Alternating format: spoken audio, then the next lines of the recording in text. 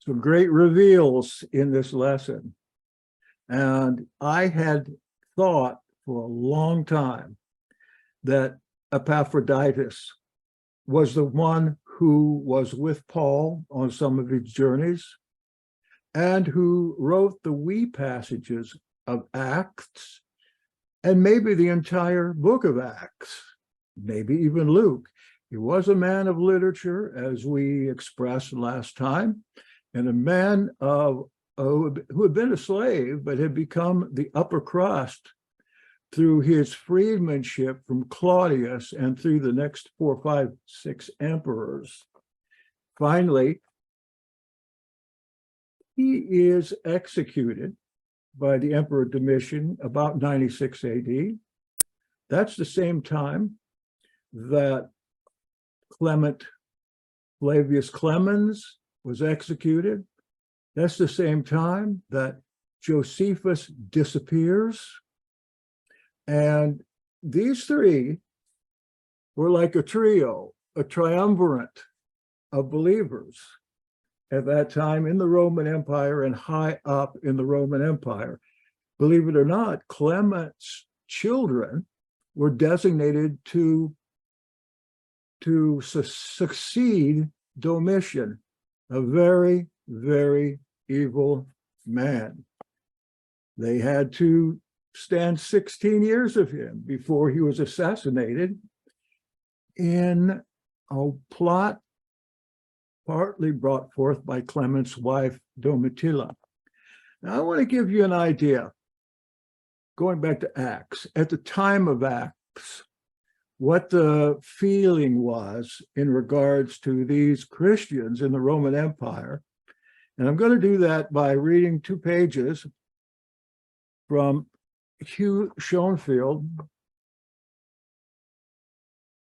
The Passover Plot. This man died about 85, but you can thank him for being part of bringing you into this movement, because nobody had been dealing with Christian origins, especially the Nazarene faith, before he came along. He's the one that brought the Clementine recognitions and homilies out of the closet and a lot of other literature. And he agrees that during the time between 35 and 66 AD, those 40 years that Yeshua called a generation, the generation that wouldn't pass before all these things are fulfilled, he brought these out into the public so we can know about them and learn about them. I probably shouldn't talk about this, but there's a book coming out soon written by a professor. You have that book? Oh, okay. Well, you can follow me.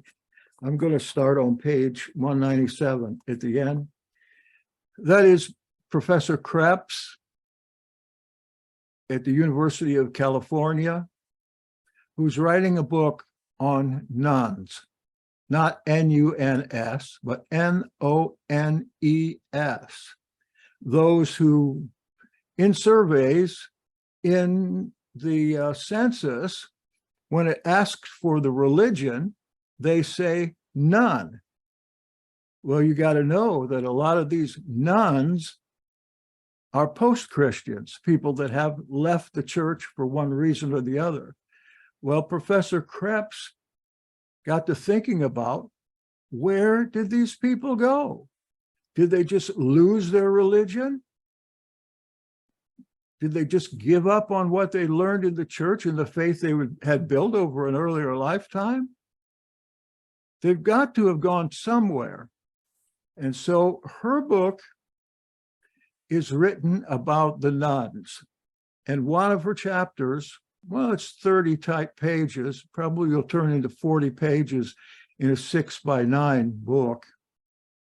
Those are about the Yahad. She's done a great deal of research into our work here. And she has interviewed many of our members, present and past, to find out about us, nuns, who have, I call them post-Christians. They've left the church, and where are they? Well, there are some here, but where they have gone are to many, many small groups here and there and everywhere.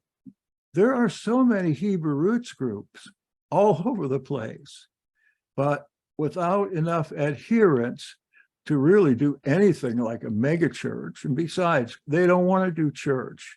The people there are tired of that. So when this book comes out, it's going to make going to bring forth big interest in the scholarly world, at least.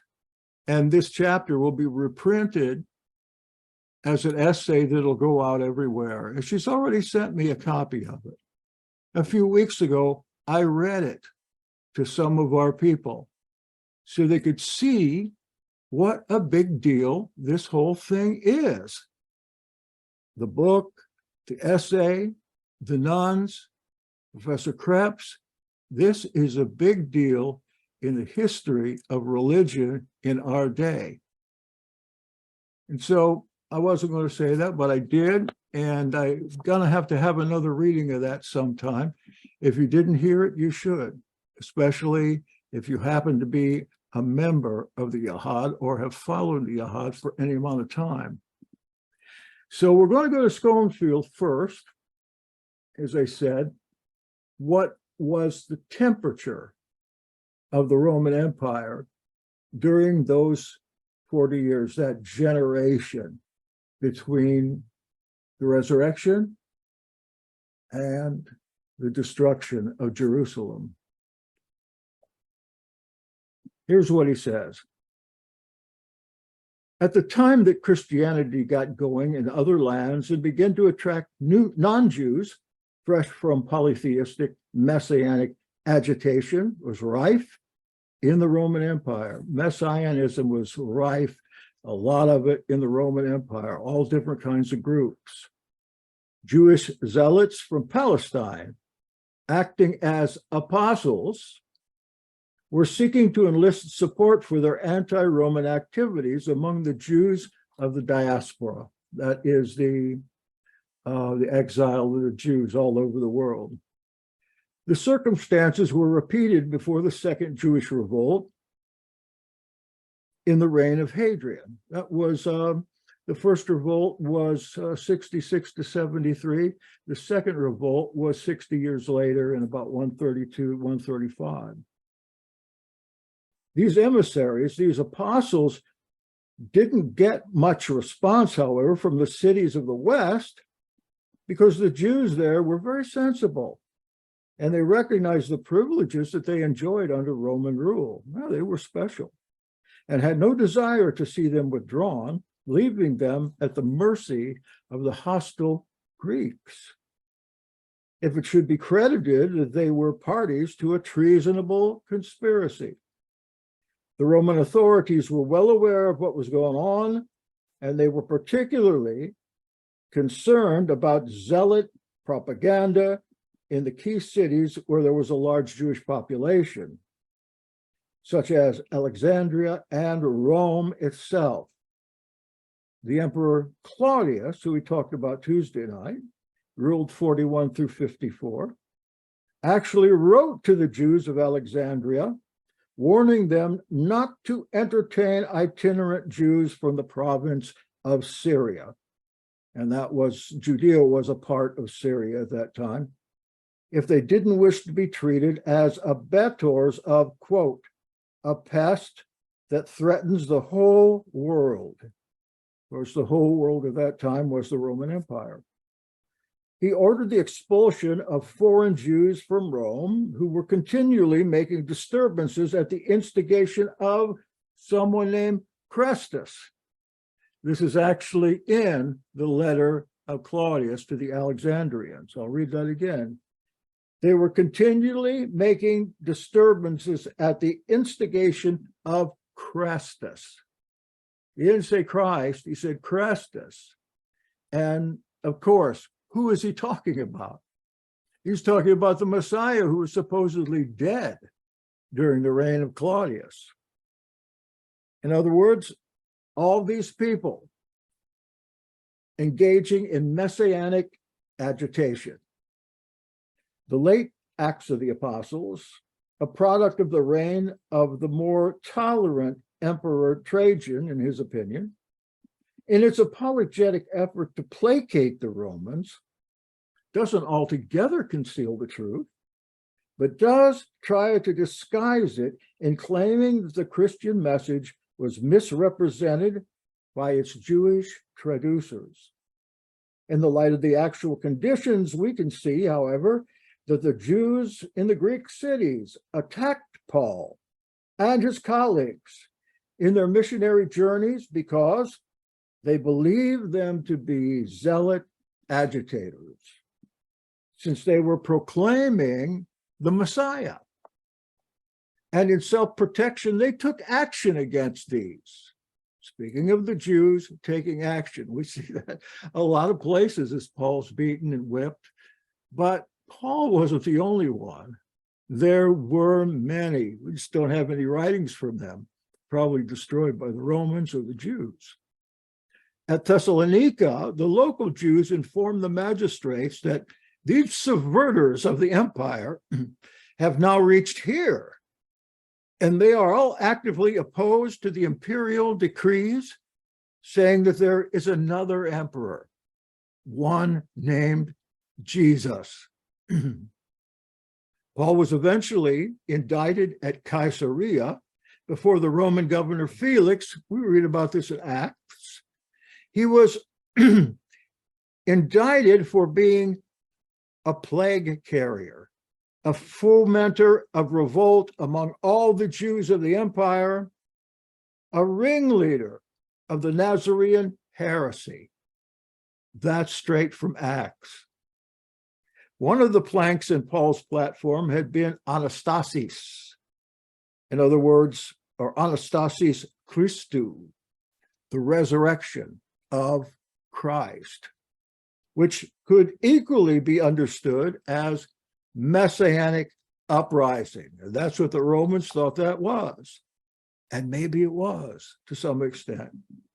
It was known that he had been establishing messianic groups in many places, which might easily become, if indeed some of them were not already, cells of the conspiracy.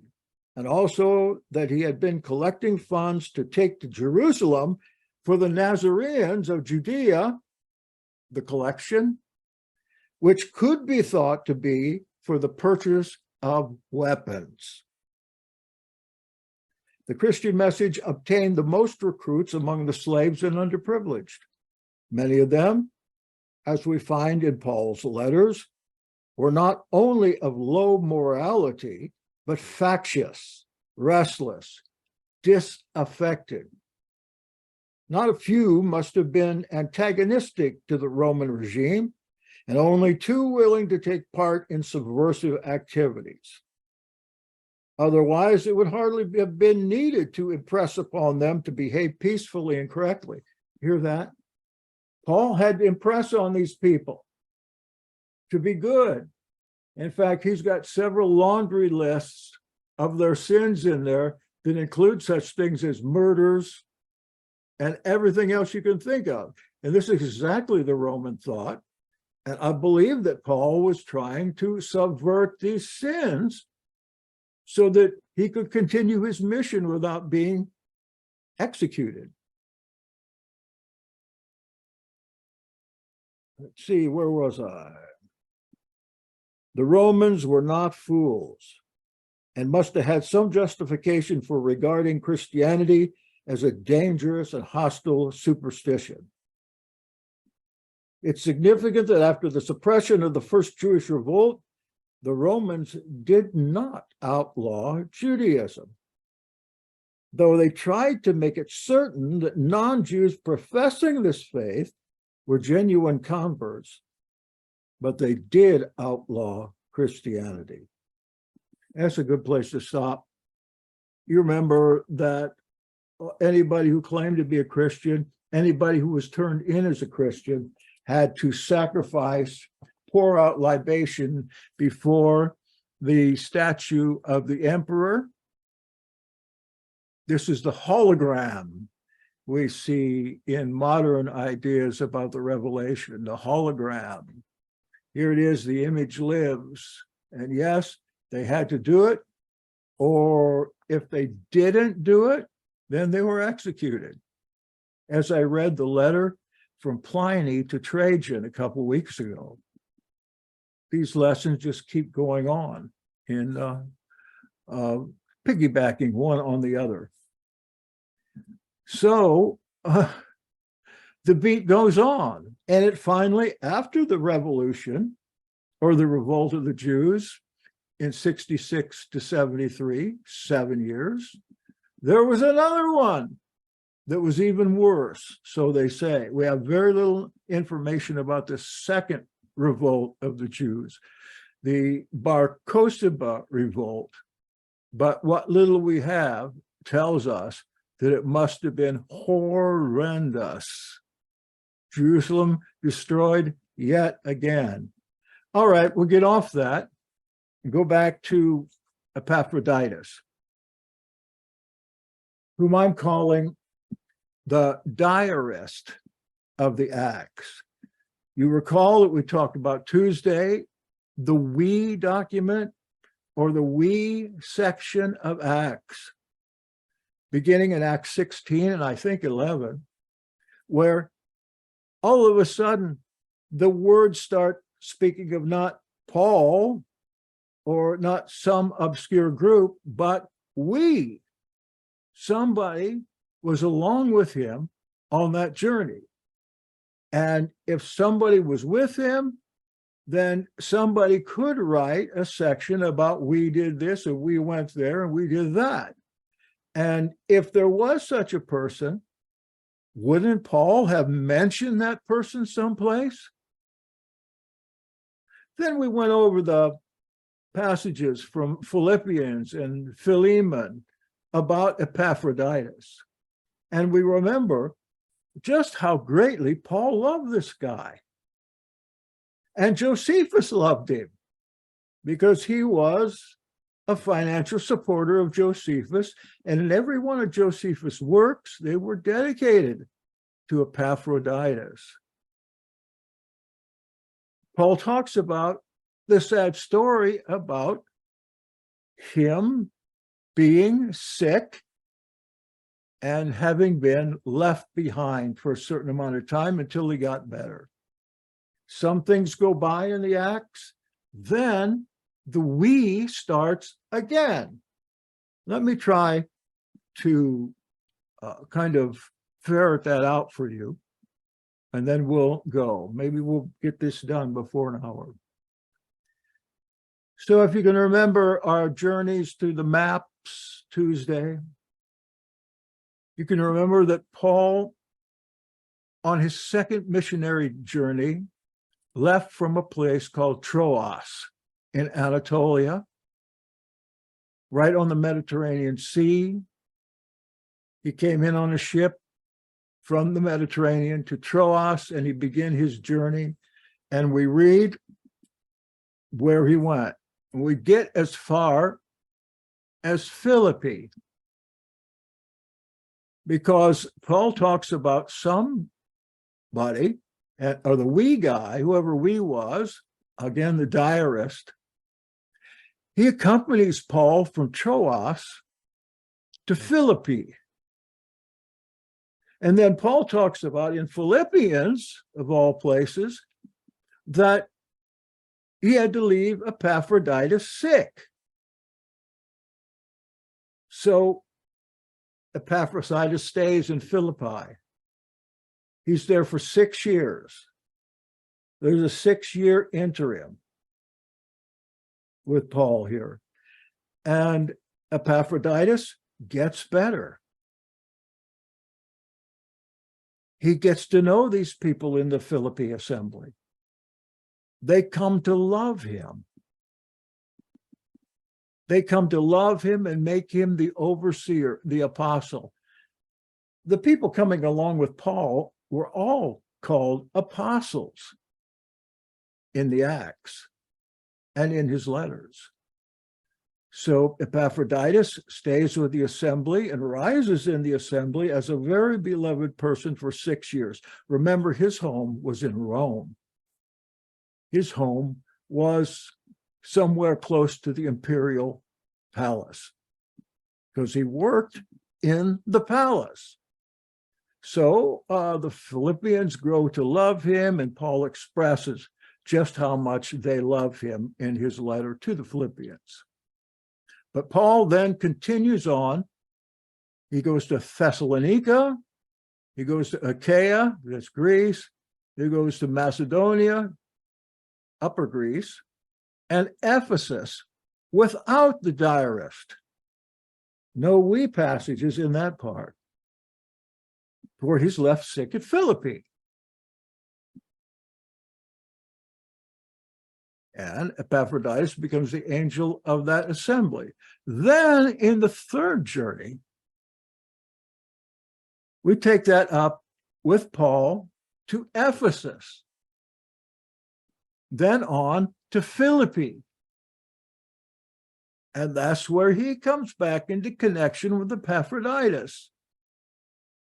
And the we passages in Acts take up again. Epaphroditus is recovered. He's ready to go.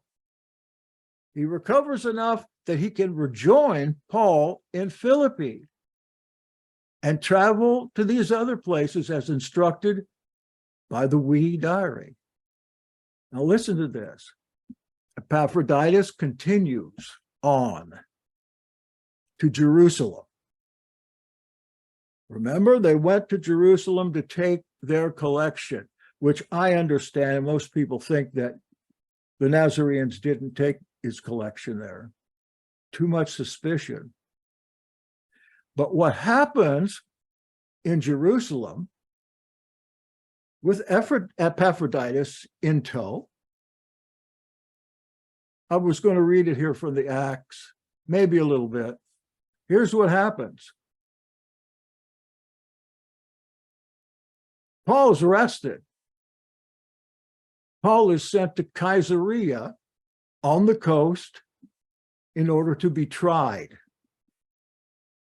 If Paul is found guilty there, he may go to the gallows.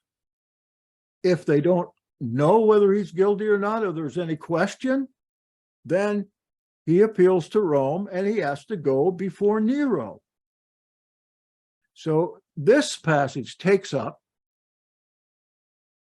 in Caesarea before King Agrippa II and his sister Bernice, who was General Titus' mistress. All these people come together in one way or the other. Now, certainly, Epaphroditus knew who Bernice, or we would say Bernice in our language. Certainly he knew who Bernice was because Titus was to take her later on to Rome with his wife there, thinking about making her, King Agrippa's sister, the queen, the empress. But he had to send her back, probably because she was so profligate. But here's Paul with his companion standing before these people and the governor. It's interesting who the governor was at that time. That was Julius Archelaus.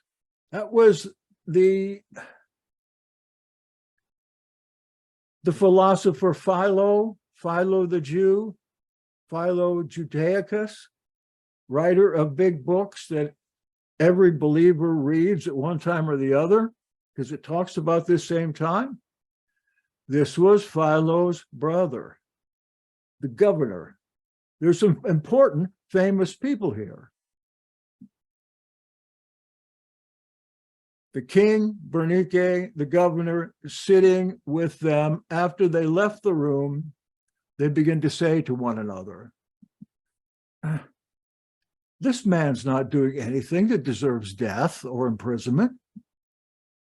That's Acts 26:30.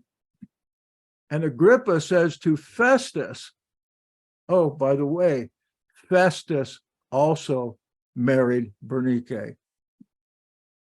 They just switched partners. Agrippa says this man could have been set free if he had not appealed to Caesar or Kaiser. Going to verse 27 of chapter 26. When it was decided that we would sail for Italy, Paul and some other prisoners were handed over to a centurion named Julius.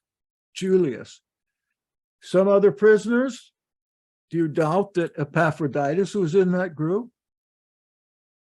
He probably had, being so close to Emperor Claudius and Nero, he probably had a way out of that. They probably were not allowed to arrest him. They boarded a ship for Adramyttium, about to sail for ports along the coast of the province of Asia. And we put out to sea. The diarist is there. The diarist is in Caesarea. The diarist gets on the ship and set out. And also it's stated that Aristarchus, a Macedonian from Thessalonica, was with us. The next day we landed at Sidon. And Julius, that is the centurion, the soldier that's over them, in kindness to Paul, allowed him to go to his friends so they might provide for his needs. From there, we put out to sea again and passed to the lee of Cyprus because the winds were against us. Paul's mother's name was Cyprus. When we had sailed across the open sea off the coast of Cilicia or Cilicia and Pamphylia, we landed at Myra in Lycia. There the centurion found an Alexandrian ship sailing for Italy and put us on board. So there we are. He goes back up to Anatolia and they put him on a ship there, of course, with his crew and Epaphroditus, and they're going back to Rome. I don't want to read the rest of this, so I'm going to go down to the bottom and see if I can't pick it up somewhere else. But you read it. Go read Acts 26 through 28. And if you've got Acts 29, read that too, because that's Paul in Britain, if you haven't done it before. And read it carefully so you can understand what in the world these guys put up with in these trips. Remember, in that trip, Paul was bitten by a poisonous viper. A lot of other things happened, like a shipwreck out on Malta. By the way, it's just been within the last 20 years that one of the anchors from Paul's ship was found off the coast of Malta. Isn't that amazing? There's a book that tells all about it by the discoverer. What a story it is. Of course, I can't remember anything, so I can't remember what the name of the book is, but I've got it here.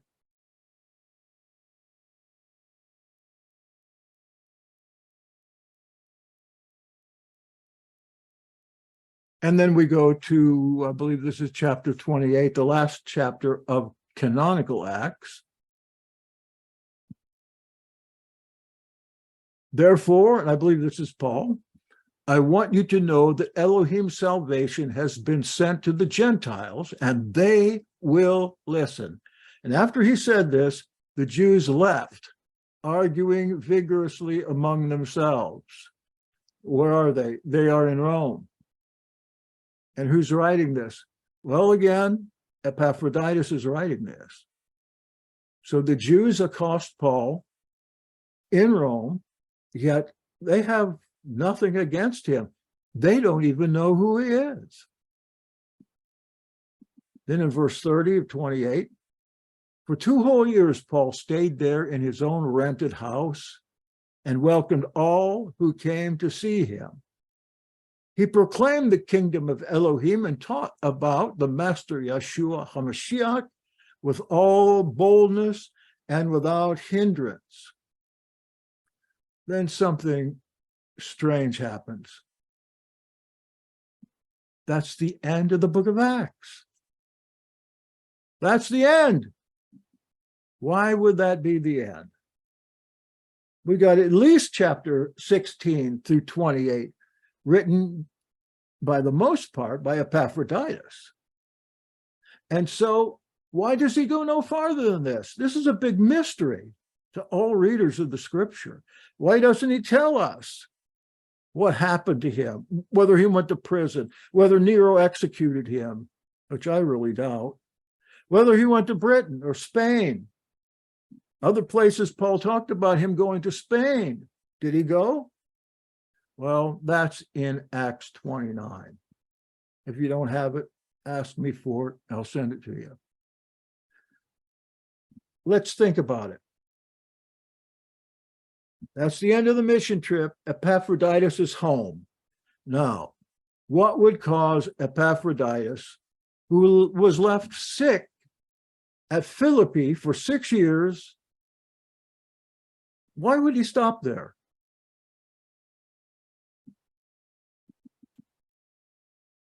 After Paul's in Rome 2 years, having parties, entertaining guests, preaching as he could. Why didn't Epaphroditus write about Paul's execution? One reason I can think of is because maybe Epaphroditus just simply was done with it. He goes back to work for Nero. Was that Nero's time? Oh, yeah. Or Claudius. He goes back to work in the palace and then goes on to his fate, which was execution again in 96. He could have died. Yeah, he could have died. He was sick that long. But then again, we have record, official Roman record, that he was executed in 96 for having murdered Nero 30 years before. Isn't that amazing? What else could be the case? Maybe he just loses track of Paul. Maybe he goes to Britain with Paul. There are other Romans in Britain when Paul was there who we read about in 2 Timothy, one being Rufus, another being Claudia, another being one of Peter's successors, Linus. Linus wrote a biography of Peter and Paul, which we have. And if you get the new volume of Nazarene Acts, you'll see what they say. So I wonder if you can think of anything else. Well, there is the possibility again that the Epaphroditus that we're talking about here in Acts and the one in Rome are two different people. That's a possibility, but most say they've got to be because there's too much overlap in their lives of the three Epaphroditus. You can do your own study on that. All right, I'll have to quit with that.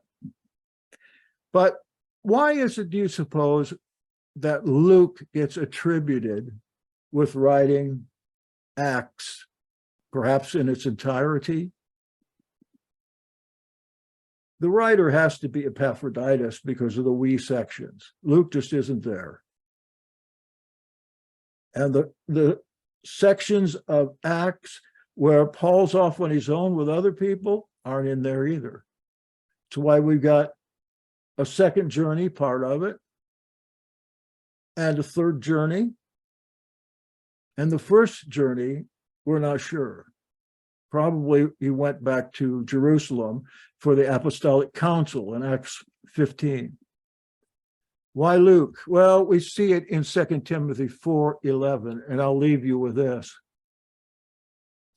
Where Paul is writing there, only Luke is with me. Get Mark and bring him with you, for he is useful to me for ministry.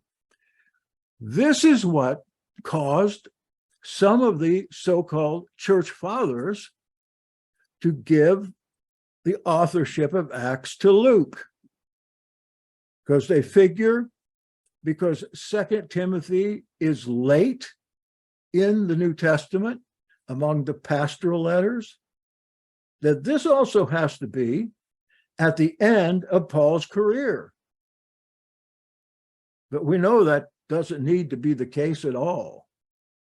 That's supposition. But here we have it. Only Luke is with me. And if we had not done this research into this other guy, then we would have no choice but to believe that Luke did. But there's absolutely no evidence that he did. Or maybe Luke did write the first 16 chapters of Acts. Now, one other thing I have for you, and I think it just slipped my mind. Let's see.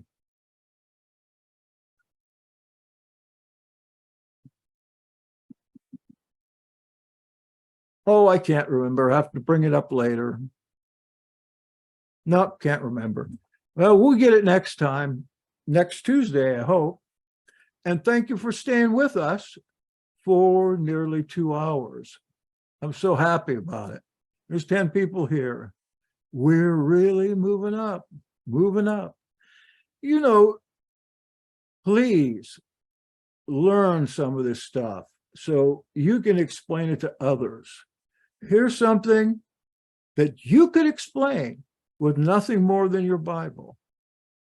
And you could have a sensational internet ministry just with that.